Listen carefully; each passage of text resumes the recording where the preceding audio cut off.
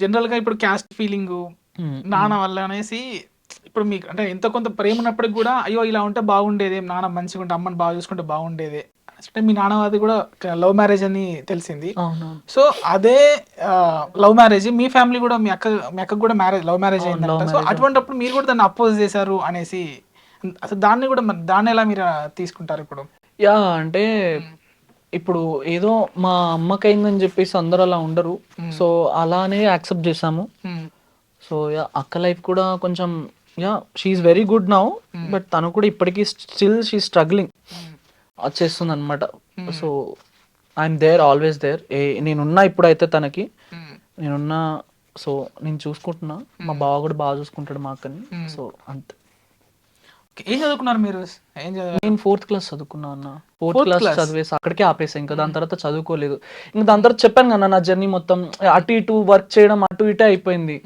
ఇంకా నాన్న లేరు, అమ్మకి నేనే. ఇంకా ఇంకా ఇప్పుడు నీకు జనరల్గా ఇప్పుడు ఇంకా అప్పట్లో బాగా ఒకసారి డబ్బు చూసిన తర్వాత బేసిక్గా ఎవరికి దాని మీద వెళ్ళదేమో, చదువు మీద అంత ధ్యాస వెళ్ళదేమో. మేబీ నాది కూడా అలానే అయింది. 4th క్లాస్ చదివి ఇప్పుడు అంటే వొకాబులరీ కూడా ఇంగ్లీష్ లో కూడా మాట్లాడడం అనేది ఇదంతా ఎలా సాధ్యమవుతుంది? ఏమో అన్న, నాకు చిన్నప్పటి నుంచి మేబీ అది గ్రాప్ చేసుకోవడం మేబీ అలవాటు నాకు. సో ఇప్పుడు మీరు ఏదన్నా, ఇప్పుడు మీరు ఆంధ్ర నుంచి వచ్చి మాట్లాడనుకోండి, మీ ఆంధ్ర స్లాంగ్ లో వచ్చేస్తాను నేను డైరెక్ట్ గా.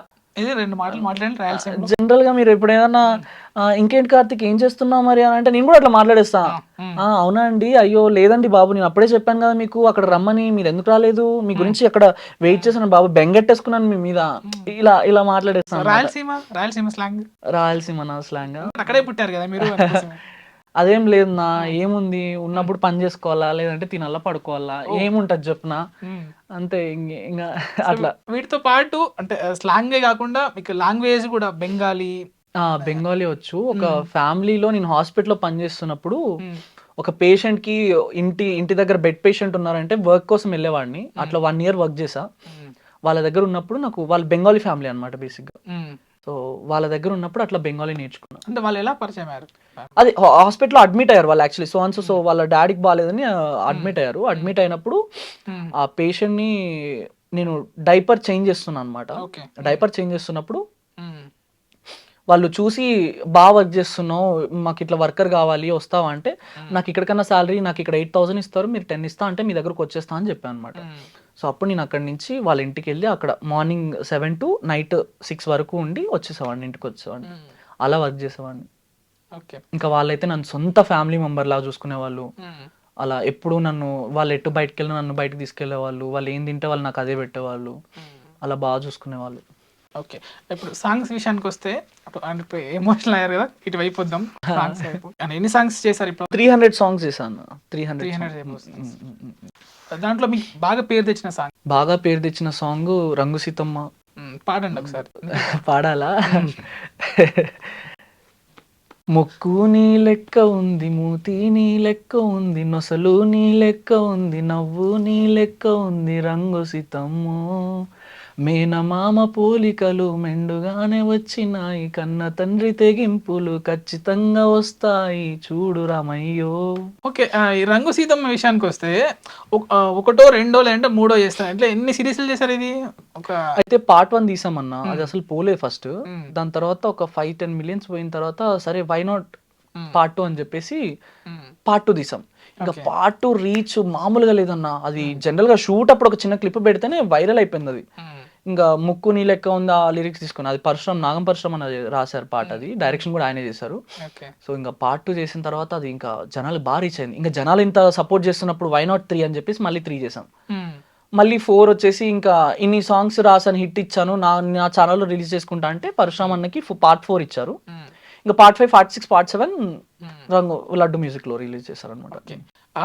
స్ట్రగ్లింగ్స్ అవుతూనే ఈ ఫోక్ లోకి వచ్చారు. ఫోక్ లోకి వచ్చినాక కూడా మనకు సర్టెన్ ఫేమ్ వచ్చేంత వరకు కూడా అక్కడ కూడా స్ట్రగుల్స్ ఉంటాయి, అంటే అవమానాలు. అవునవును. సో అటువంటివి ఫేస్ చేసిన ఏమైనా ఉన్నాయా? చేశాను అన్న. స్టార్టింగ్ లో అయితే అసలు జానక పిలిచినప్పుడు జానక వాళ్ళు చాలా బాగా రిసీవ్ చేసుకున్నారు. మాట్లాడే విధానం కావచ్చు, నన్ను చూసే విధానం కావచ్చు, రెస్పెక్ట్ చాలా బాగా చూసుకున్నారు. బట్ తన తర్వాత నాకు ఫర్దర్ గా సాంగ్స్ వచ్చేవి. ఆ సాంగ్స్కి వెళ్ళినప్పుడు హీరోయిన్స్ ఒకలాగా ట్రీట్ చేయడం, నన్ను ఒకలాగా ట్రీట్ చేయడం, మేబీ స్ట్రగుల్స్ అందరికీ ఉంటాయేమో, బట్ నాకు కూడా ఉండే. చాలా చిల్లరగా మాట్లాడడము, చీప్గా మాట్లాడడము, రా అనడము, నేను వాళ్ళని సార్ సార్ అని పిలిచేవాడిని. సో అట్లా ఒకసారి ఒక స్టూడియోలో జగిత్యాల షూట్కి పిలిచి నేను నైట్ 1 o'clock దిగా, అది మధ్యాహ్నం తీసుకున్నారేమో తెలియదు, పాచిపోయిన ఫుడ్ పెట్టారు, తిన్నా అయినా. కుక్కలు పడుకునే ప్లేస్, జిమ్ ఎక్విప్మెంట్స్ ఉన్నాయి, నాకు ఇప్పటికీ గుర్తుంది. వాళ్ళు బెడ్ మీద పడుకున్నాను, అక్కడ చాపేసుకొని పడుకోమన్నారు. మేబీ అక్కడ ప్లేస్ లేదని కూడా కాదు, అక్కడ ఇద్దరు ప్లేస్ తర్వాత కూడా ఇంకిద్దరు పడుకోవచ్చు, అక్కడ పడుకోబెట్టారు, అక్కడ పడుకున్నా. అండ్ షూట్ అంతా అయిపోయిన తర్వాత నేను ధోతి, కండువా, షర్ట్తో ఉన్నా. అన్న డ్రెస్ చేంజ్ చేసుకుంటా అంటే, అన్న నీకేం బాబు, నువ్వు మోగన్ పిల్లని ఎట్లా అయినా నడుస్తుంది పో అని అన్నారు. ఎందుకు అట్లా అంటే జస్ట్ డ్రెస్ చేంజ్ చేసుకొని కూడా వాళ్ళు ఆడ వాష్రూమ్, బస్ స్టాండ్ వాష్రూమ్లు ఉంటాయి, ఆడ చేంజ్ చేసుకోపో అని అన్నారు. ప్రొడ్యూసర్ వాళ్ళేనా? ప్రొడ్యూసర్ వాళ్ళే. నేను అమ్మాయిని కాదు, బట్ స్టిల్ ఉంటది కదా అని చెప్పేసి సరే అని చెప్పేసి ఇంకా అక్కడ తల దించుకుంటే కళ్ళలో నీళ్ళు ఇట్లా కారుతున్నాయి. కనీసం బస్ స్టాండ్ వరకు కూడా డ్రాప్ చేయలేదు. అక్కడ నుంచి 1 kilometer ఏమో బస్ స్టాండ్ ఉండే. నడుచుకుంటూనే వెళ్ళా, బ్యాగ్ వేసుకుని నడుచుకుంటూ వెళ్ళినా, అదే బట్టలతో అట్లనే కూర్చున్నా, బస్సులో కూర్చొని ఇంకా ఆ రోజంతా ఆలోచిస్తూ ఉన్నా, ఉండాలా వద్దా ఫీల్డ్లో, అదే వెళ్ళి పని చేసుకుందాం అన్నట్టుండే. బట్ మళ్ళీ నెక్స్ట్ డే మార్నింగ్ లేదు ఏదో అయిందని మనం ఎందుకు డ్రాప్ అవుట్ అవ్వడం, లెట్స్ డూ ఇట్ అని చెప్పేసి మళ్ళీ ఇంకా కంటిన్యూ చేసాం. ఓకే, అంటే ఇప్పుడు ఒక ఫేమ్ రావడం కూడా ఇబ్బందే అనేసి విన్నాను. అంటే అన్న నేనేమనుకుంటా అంటే, మేబీ ఇవన్నీ వచ్చాయని చెప్పేసి నేను ఆపేస్తే మేబీ ఇక్కడ ఉండేవాడిని కాదేమో. ఆ కష్టాన్ని ఇంకా ఇష్టంగా చేసిన కావచ్చు మేబీ. అందుకే దేవుడు అంటారు కదా, కష్టం పడ్డోడికే ఫలితం ఉంటుంది అన్న. మేబీ కొంతమంది అంటారు నేను ఎంత చేస్తున్నా అవ్వట్లేదు అంటే, ఇట్స్ జస్ట్ దట్ నువ్వు లవ్ చేయట్లేదు ఆ వర్క్ అంతే. నువ్వు లవ్ చేసి చూడు ఆ వర్క్, నువ్వు చేసే వర్క్ నువ్వు లవ్ చేసి చూడు, నువ్వు ఎక్కడైనా ఉంటావు అనేది నేను నమ్ముతా. మేబీ అది నమ్మినా కాబట్టి. అంటే ఇప్పుడు అంటే జనరల్గా అందరూ ఫేమ్ వచ్చినాక అంటే మనకి ఒక లగ్జరీ కోసం కారు కొనుక్కుంటారు. అవును. కానీ మీరు కారు కొనుక్కోవడానికి రీజన్ ఏం చెప్పారంటే, అంటే అందరు గుర్తుపెట్టేస్తున్నారు, అంటే ఇబ్బందిగా ఫీల్ అయిన బస్సులో కూడా అందరు నా ప్లే చేస్తున్నారు అన్నట్ల ఇబ్బంది ఫీల్ అయ్యి కారు కొనుక్కున్నాను అనేసి. అది కూడా ఒక రీజన్ అన్న. అంటే ఇప్పుడు నేను బస్సులో వెళ్ళి కూర్చున్న తర్వాత మాస్క్ పెట్టుకొని పోయినా గుర్తుపట్టేవాళ్ళు. బట్ స్టిల్ నేను బస్సులోకి వెళ్ళిన తర్వాత ఎట్లా పడుకుంటాం కూడా తెలియదు. మనం గురక పెడతామా లేకుంటే ఎట్లా పడుకుంటాం కూడా మనకు తెలియదు. సో బేసిక్గా అదొక మంచిగా అనిపించదు. అదొక రీజన్ పక్కన పెడితే, మేము షూట్స్కి వెళ్ళే వాళ్ళం బస్సులో. మాకు ఇక్కడ షూట్ కంప్లీట్ చేసుకొని ఇంకో షూట్కి వెళ్ళేసరికి మేము అక్కడ లొకేషన్ రీచ్ అయ్యేసరికి 1-2 అయ్యేది. ప్రొడ్యూసర్ వాళ్ళు పికప్ చేసుకోవడానికి వస్తామంటారు, బట్ వాళ్ళు వచ్చేసరికి 4-5 అవుతుంది. అప్పుడు దాకా మేము బస్ స్టాండ్లోనే కూర్చునే వాళ్ళం, దోమలకి అట్లా ఇట్లా. సో అది బాగా ఇబ్బంది అనిపించేది. ఆ విషయం పక్కన పెడితే 1 షూట్ అయిపోయిన తర్వాత ఇంకా వాళ్ళు ఎట్లా చూస్తారంటే, ఇంకా అయిపోయింది మీతో పని అన్నట్టు వదిలేసేవాళ్ళు. ఇంకా మేము బస్ స్టాండ్కి ఆటో మాట్లాడుకొని వెళ్ళేవాళ్ళం, బస్సులో వెళ్ళేవాళ్ళం. ఇంకా బ్యాగులు మోసుకొని, లగేజ్ 2-3 days షూట్స్, బ్యాగ్స్ మోసుకొని వెళ్ళేవాళ్ళం. సో చాలా ఇబ్బందిగా ఉండేది ట్రావెల్ చేయడానికి. సో 4 సాంగ్లు వచ్చిన దగ్గర అప్పుడు 2 సాంగ్లే చేసేవాళ్ళం. ఎందుకంటే ట్రావెలింగ్ టైం బాగా మనకి 24 hours బస్సులు ఉంటే ఏమని అనుకోవచ్చు. ఒక్కోసారి బస్సు ఉంటుంది, ఒక్కోసారి బస్సు దొరకదు, ఒక్కోసారి లేట్ అయిపోతాం అట్లా అనేసి చాలా ఇబ్బందిగా అయ్యేది. జనరల్గా బస్సులో కొంచెం ఈ గుర్తుపట్టడం కూడా, గుర్తింపు డెఫినెట్గా ఇష్టపడతాం అన్న. ఎలాంటప్పుడు ఇష్టపడతాం, నా చుట్టూ ఫ్రెండ్స్ ఉన్నప్పుడు, నేను ఎప్పుడైనా బయటకు వెళ్ళినప్పుడు, అట్లాంటప్పుడు గుర్తుపట్టడం చాలా ఇష్టపడతాం.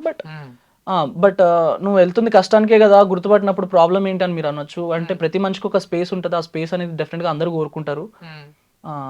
నాకంటూ ఒక పర్సనల్ స్పేస్ ఉండాలి కదన్నా. నేను మాట్లాడాలన్నా, తినాలన్నా ప్రతి ఒక్కటి నోటీస్ చేస్తారు జనాలు. సో దానికోసమే నేను ప్రత్యేకంగా దానికోసం కాదు, నా ఇబ్బందులు అండ్ ఆల్సో ఎవరికి ఉండదు కారు కొనాలని. సో అందుకని కారు కొన్నాను. ఓకే,